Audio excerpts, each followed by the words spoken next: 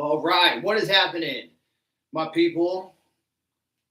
So this is going to be an open. If you want to ask questions about World's Strongest Manatee, please fire away. But I'm also going to give you some training ideas coming up because USS Nationals is about 11 weeks away. So I'm pulling up all the events. I got a whole thing presentation here. Well, at least just some talking points to go through some of these events. But guys, let's go ahead.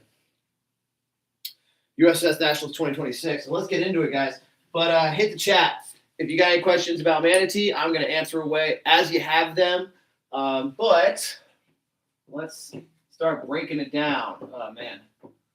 Tough time for this marker to be drying out right at the start of a presentation. Okay, so here's what we got for Nationals, right? We have a max, I like to write Maxwell clean press. We have Axle DL for reps. Arm over arm, what's the third one? Arm over arm into sled. We have a carry medley. So the carry is sandstone and farmers.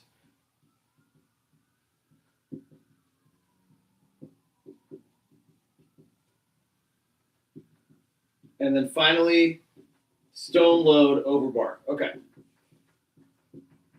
Okay, guys. So here are events for Nationals.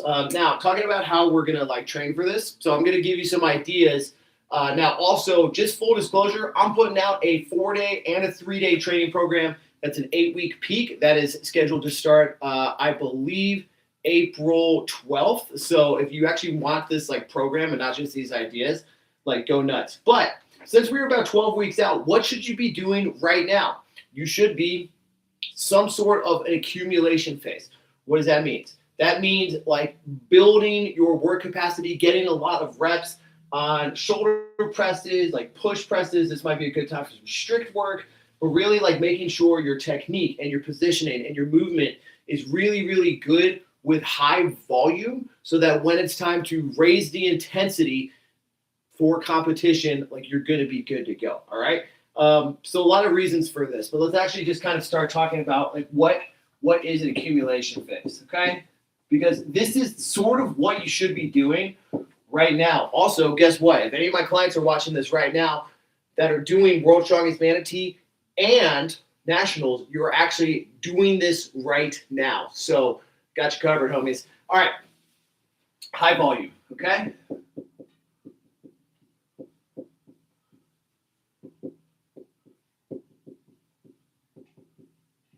And this typically comes with short rest periods, all right?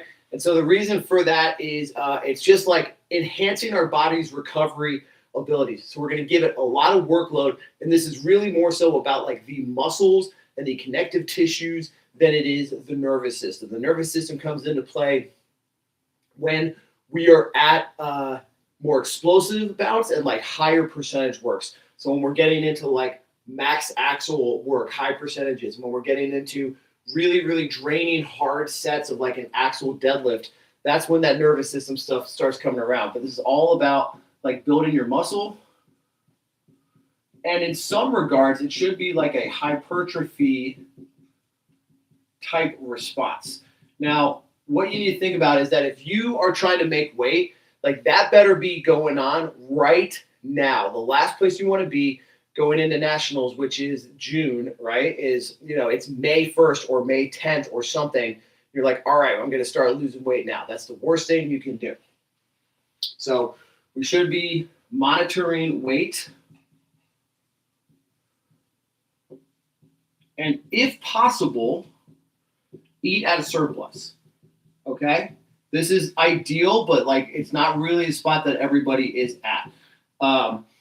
This is not neurally demanding. It is more muscular conditioning, aerobically demanding. So what we want is to be able to let our muscles recover so we can keep showing up and up and up. So high protein, high carbs, And what's really good about this is that if we're in an appropriate weight range and like we are good and practiced and rehearsed with cutting, doing competitions, it's going to be so easy to make weight. Let's say like somebody like me, like sometimes I could be as high as 500, 600 grams of carbs on some of my highest carb days.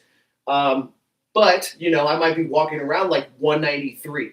When I weigh in at 80 kilos, it's 176. So doing the math, that is about 17 pounds over the target. But, you know, there's hard math that you can do on this. I have a full presentation on water cuts inside the Strongman Club if you want to check it out. But basically, for every gram of carbs, you're holding a X amount grams of glycogen, which holds X amount of water. So you can like do the math. If I go from 600 grams of carbs down to 400, then I'm probably automatically going to drop about 3 to 4 pounds just like that without cutting anything out.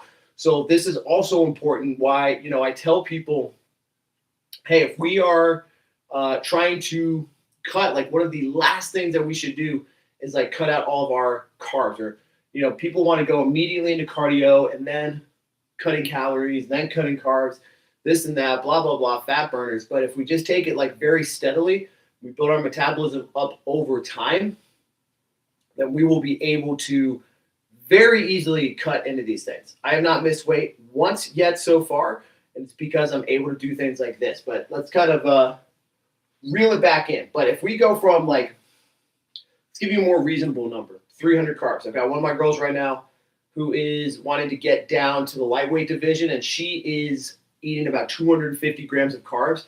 She's going to so easily make weight. It's ridiculous because all she's got to do is like cut her carbs down to 100 and she'll lose about 3 pounds. And then she's going to fast for 12 hours, which is just nighttime, going to sleep, waking up and weighing in at 9 a.m. And she'll make it, no problem. All right, so rope it back in. Here's what we should be doing. High volume, short rests, muscularly demanding. We need to be monitoring our weight. Get on this now, and then locking in habits, guys. This like should be happening kind of all the time, no matter what. But this is easier when we're in a phase like this. It's more of a like hypertrophy, high volume, lower intensity type phase because, you know, your nervous system, once we start getting closer and closer and closer to competitions, it gets more taxed, meaning you have more brain fog, which means if you're trying to instill a bunch of new habits, your body is literally fighting against homeostasis. So it's like taking more of your nervous system power to try and instill new things. Versus now, if you start going to bed 30 minutes earlier, by the time we are now 6 weeks away out from when you implemented that goal, it is going to literally be second nature. So you're no longer spending any sort of brain power towards, you know, making these new changes. And that's really important because a lot of people get sometimes pretty close to a competition and they realize that maybe they haven't applied themselves as hard as they could have in the past weeks, months, years, whatever. And so they scramble and try to do a whole bunch of things at once. And that actually just kind of compounds to the total stress for everything, right? And it's, you know, it's not just like the mental stress, like, I'm so stressed out, but it's the like actual training stress that you are putting on your body, right? Like even if you're a relatively chill person, you're accumulating stress in your system. So overcoming homeostasis is stressful. But now sometimes you should do that. Now, I don't know, for anybody, again, doing World Strongest Manatee, or maybe you got a comp in 2 weeks, 3 weeks, 4 weeks, it's sort of too late to make any sort of big lifestyle changes. But you can make improvements at any point in time. And this is like really, you know, something I guess we should look at. Like, what are like our focuses outside of our training program? When we're 12 weeks out, Manatee then Nationals, that's right. Manatee then Nationals, again, this is like really the time when we want some like good habits in, nutrition, sleep, okay? Now, these are the biggest, like really the further away you are from a competition, the more important it is to lock these things in. And now here's the deal. Everybody knows we're supposed to do these things. We all know we're supposed to do these things. But the reason, like why I'm saying do this when you're in the 12 weeks out zone or 16, whatever you're running, is you're going to be able to get away with like not really super perfect form, because like when we're doing, again, back to this high volume short rest, it's a lot more muscular hypertrophy. Like you might have to grind out some reps. Like just think about any exercise, leg extensions, bicep curls, like, these aren't strength exercises, but just like high rep squats. At some point, let's say you're doing a set of 50, 46 through 50 are probably going to be like meh, like piss fatigue, and like piss form. And you just need to like apply yourself hard to like show up and get them done. And not going to be the most technically perfect reps, but they're not supposed to be, because you are just building up your muscles to handle the heavy loads in a couple of weeks. So now is not really the time to be super anal on form. However, exercise selection, I'm not going to write that because it's like a bunch, but exercise selection should be something that is allowing you to automatically adopt really good techniques. So I'm going to give you an example. Past several months, I've been doing a behind the neck strict press, but very specifically without letting my wrists roll back, right? So if I'm doing behind the neck strict press, here, right? There, I can get kind of like decently far down. But when I keep my wrist straight, I'm actually building a little bit of mobility, and I'm stacking my joints in the correct ways so that I can press with power in like that nice straight line. If I start rolling my wrists back, then my body is adapting and getting used to this position, which is not as strong as one. This is. If you're going to throw a punch as hard as you could, are you going to throw like this, or are you going to throw like this? And it's the same thing that applies in bench pressing, push pressing, log pressing, dumbbell pressing, whatever. It doesn't matter. But because the selection was just very specific about doing that, I can push myself in a range like really, really hard that is reinforcing technique. Now, here's the thing. I'm pretty stiff. So when I focus on keeping that wrist straight, I'm very close now, but I'm not able to get like all the way down to the top of my traps, like a full range of motion. That's just things I'm working on, but it has improved over time. So I hope you understand what I'm saying by this is we need to, pick certain things and just automatically have these efforts to where it's going to carry over into pristine technique. Another thing that I've been doing that I love is a lot of Nordic hamstring curls, right? But very specifically is focusing on keeping my ribs packed, my core turned on, and my pelvis and rib connected. So we're all like moving as one thing.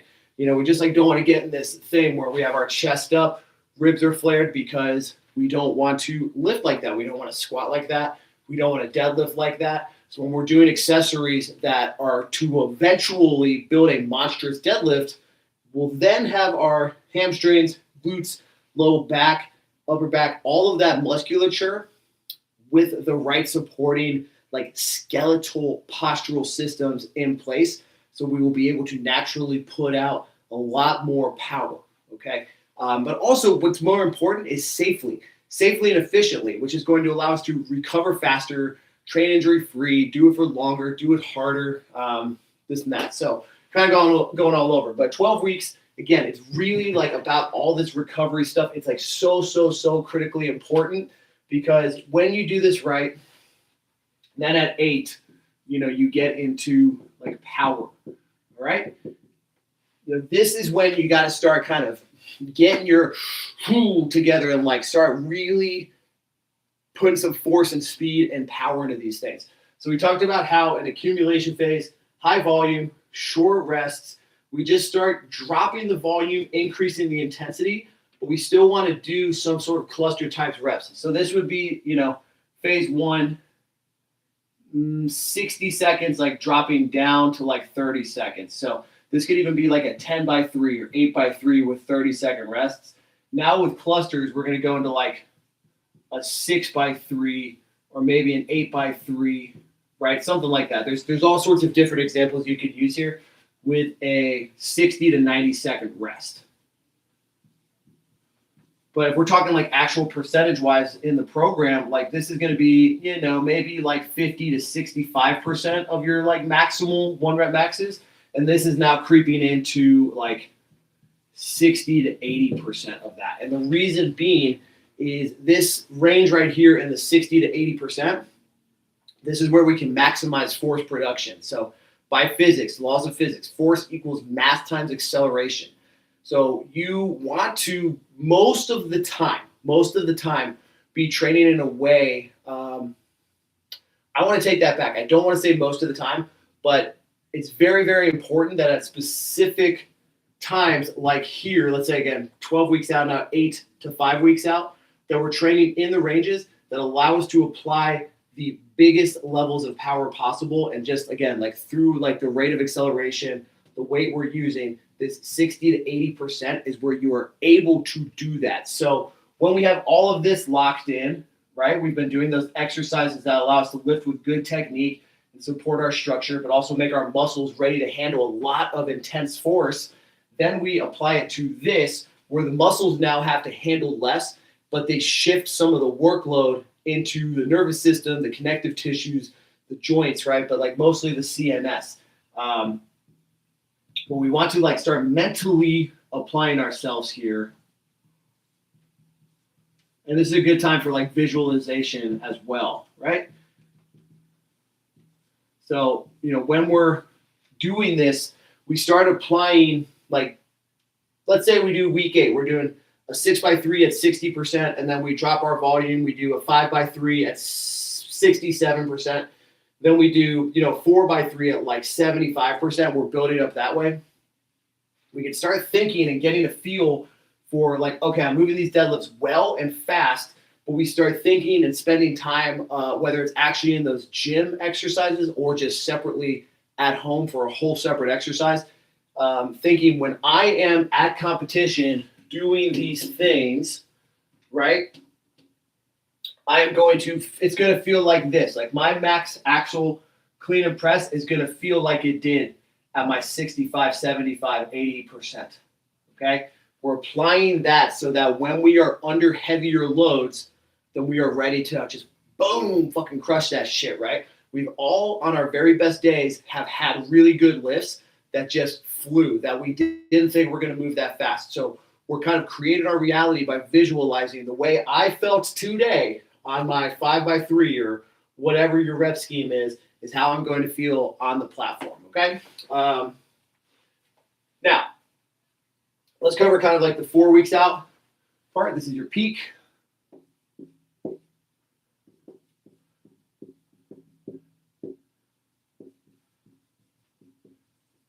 And I wrote here continue. So like really what's important is that if we do this right, we're just kind of continuing the habits that we've built on from 12, 8, and 4 weeks out. So this is like why you should always, again, have this long-term focus and long-term vision. Because if you're doing these things correctly, like, man, these little things let's phrase it this way. Little things that more novice type lifters focus on are things that you have just been hammering and chiseling away for years and years and years, and you don't even have to think about it, and you automatically just keep doing them better and better and better because you just show up. It's just like tying your shoes, right? Like you can all do that without thinking about it, because you've been doing it over and over and over. You can do it with your eyes closed. You can do it blindfolded. You can do it in a dark room, yada, yada, yada. So this is like kind of how we're thinking about warming up for deadlifts, warming up for axles, executing axles, doing our farmer's carries, doing our sandstone loads, doing all of this, okay? So really just kind of build up and ramp up. But now talking a little bit about, some like tidbits and training tips to like actually execute some of these things. First off, I think you really should get your hands on a sandstone. Very important because they do handle differently than a sandbag and a Atlas stone, right? Like it is. I wish we didn't have them, to be totally honest with you, like ho-hum, but whatever. I have to get over it because they're in my next show, but they're different. So get your hand on the sandstone even a couple of times. But you want to think about, again, like these long-term habits we're talking about, things you should be doing all of the time, sort of no matter what, is building your press strength, building your deadlift strength, building your leg. So I said building your press strength, building your deadlift, posterior chain strength, and then building your leg strength. So we want to kind of build something around, where we're pressing, probably twice a week because you'll just systematically be able to handle more volume on that. Deadlifting once a week and then complementing it with more posterior chain work. So like this is maybe something you could do an arm over arm pull separately without the sled. You could do, carry into farmer's stuff. But I love this format of alternating accessories. So like a really, really successful way to do this is, let's say week 1, you do carry medley. Week 2, load. Week 3,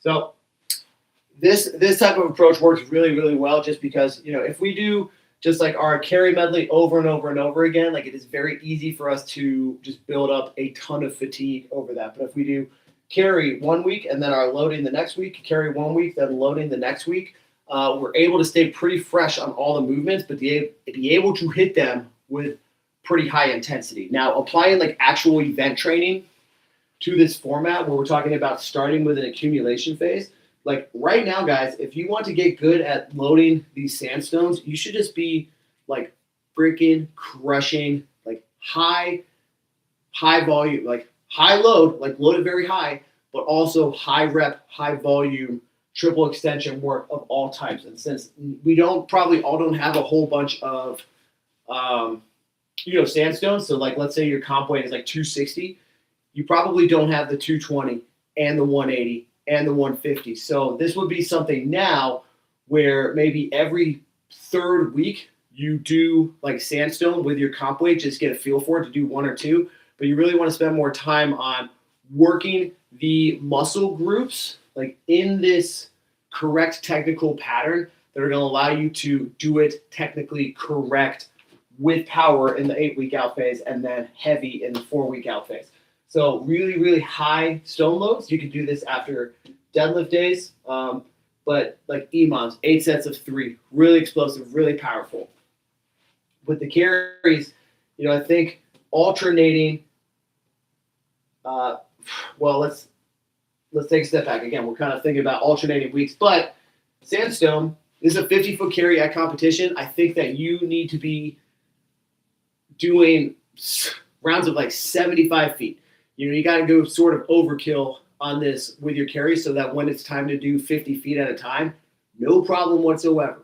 So you could do things like carries if you don't have some space. Like I really like, having a carry, rather you'd hold it like this and just doing some marches in place. If you have a belt squat machine, something that's really cool is to, load up the belt squat, get a sandstone. Again, it can be a lighter one in place, but holding here and marching, just because it's going to give you a little extra resistance and like give your glutes some firing power. So when you're carrying it without any sort of band or belt, your glutes are just going to automatically kick in harder. So we're thinking about how we can kind of emulate all of these motions that we're doing, but to really, really maximize or like jack up our aerobic systems and fire our muscles, not necessarily our nervous system. So we don't want to get to a point again where we got like brain fog, this and that, but we should have like, good burn in all of our muscle groups for all of this stuff.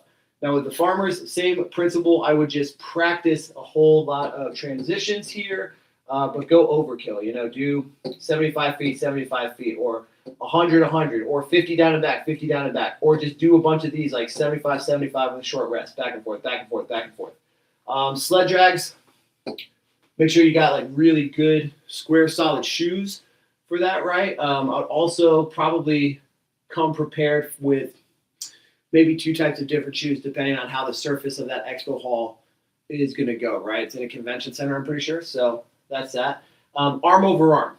Now this is tricky because there are not posted weights yet, and it's on a Rogue slice sled. The slice, it's like a little pizza slice, it's a little triangle.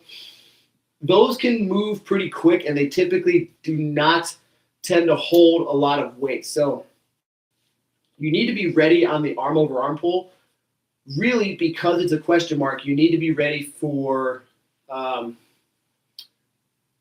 Is it heavy, medium, or light? So at the Arnold Classic last weekend, a lot of athletes thought that the arm over arm pull was very, very light. And let me tell you an interesting technique for that I thought was pretty good and useful actually is well, you just have to try all things and actually time your sets to know what works best. So when it's light, I noticed one athlete, Alex Patron, he just did a lot of short, quick strokes, which kept tension in the rope and kept it moving the whole time. So what would be the other end of that? The other end of that is doing a lot of big pull and heaves on a light sled, which might yank the sled like pretty far, but then you have so much slack of the rope to boom, boom, boom, boom, boom, pull it. Now you're tight. Boom, go versus, right? So I really think it's good to train a couple different things. And that also has like practical use because if you're used to pulling on something heavy, you're getting kind of the strength component of it. But if you're pulling something light, you get the speed component of it. And we just don't know. Which one it's going to be. I have a feeling, to be honest with you, that the arm over arm pull for this one is going to be pretty light, if I had to guess. So that's that. Sled, kind of who knows.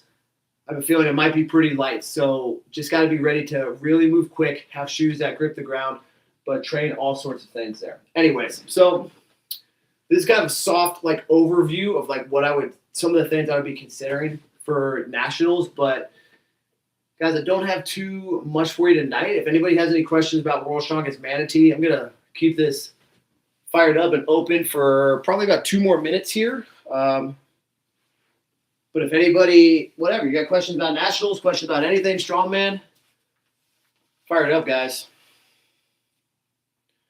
Let me know.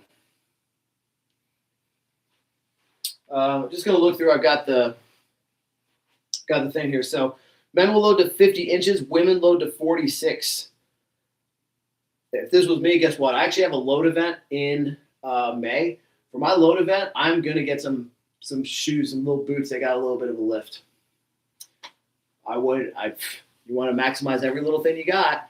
Guys, that's it. So, all right. So men to 50, women load to 46. And actually a really fun drill anytime you have like a loading event coming up is to do one day or maybe once a month, a max height loading drill. Just kind of see how high you can get one of these bags up. So you are used to really, really, really like extending up. I mean, get crazy to where you have to even like get it and push it above your head. This was a old Adam Dirk's favorite that he told us about. But yeah, really cool, man. It teaches you to get good hip extension, but also, this is kind of like the train hard, compete easy thing. If you're used to loading over 52 inches or 54 or 56, if you're loading half a foot higher than what you have to when it's time to hit that competition, it should be no problem. It's just not only a physical thing, but it's also a mental confidence booster, right? So, yeah. So that's the sandstone over bar. Gloves are allowed. I don't really love gloves, but it might be a good idea to try some out. Here we go. Question in. Matt Anderson.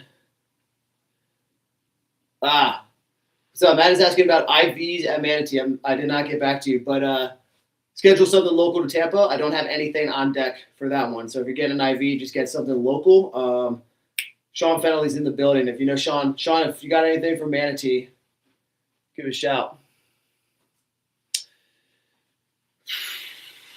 Should we get a variety of Atlas Stone bags? I have Comp 250. What would you recommend? I mean, the thing is with the Atlas Stone bags is, right, it's just like so much space and it's such a bitch, dude, to like load those things up. They're so hard. So you have 2 ways to approach it. One, is it good to get a couple different shapes? Yes, it is. However,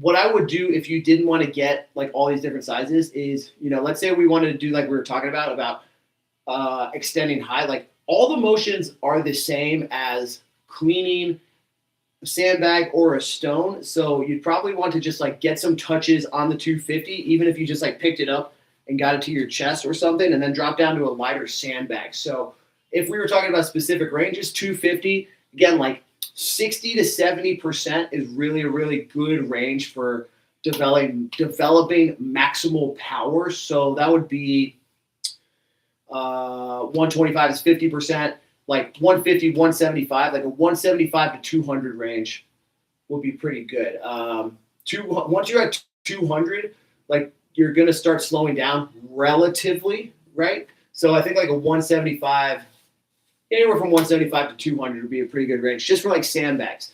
But if you were going to get another sandstone, probably about a 200 sandstone would be pretty good just because, especially with those, they get so much smaller. Like the size and shape of them changes so much, as you go down that you don't really want to get anything like a 175 or lower because the shape is just like too different. So if you were to get anything else, I would just get the next one down. I think it's a 265 actually and a 220 because it's a 100 kilo and a 120 kilo, right? And you got to pack it in all the way, man. It stinks, but you do have to pack it. Now, some things they will say it's like a 250 sandstone, and we got to be careful with this because they are marked as, again, 120 kilos and 100.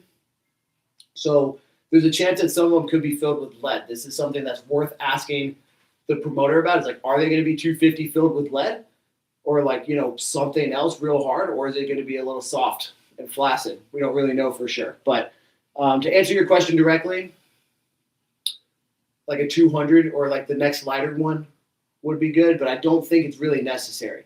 Your comp weight, what you're using, is more important just to have in general, so I think you're good.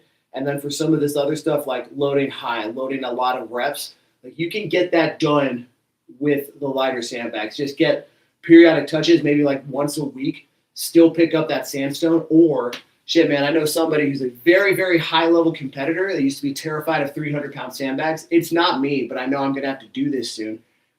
Used to be not good with 300-pound sandbags, and his coach made him touch his 300-pound sandbag, pick it up, and move it around every single time they went in the gym. So, interesting. All sorts of ways to approach it. So, that's that, guys. All right, guys. It has been a day and a half, so I appreciate it. Thanks for tuning in. If you got any questions, always give me a shout at Stephen M. Coyne on any and every social media channel. Don't forget to check out clubstrongman.com. Stay strong and have a championship night, guys.